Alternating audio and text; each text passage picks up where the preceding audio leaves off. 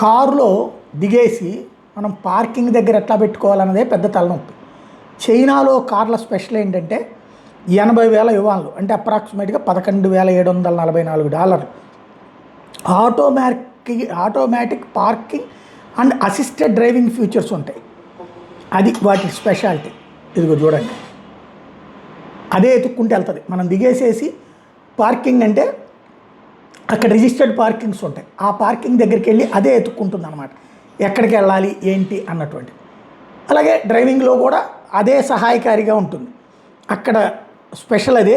అందుకనినే చైనాకి సంబంధించినటువంటి vehicles America, Europe దేశాల్లో కూడా మంచి పేరే ఉంటుంది. BYD లాంటి వాటికి అక్కడ మంచి గిరాకీనే ఉంటుంది. లోకల్గా తయారు చేసిన టెస్లా కంటే చైనా వెహికల్స్కి మంచి గిరాకీ ఉంటుంది. అందువల్లనే చైనాది ఎందుకంటే ఇది రీజన్ అనమాట.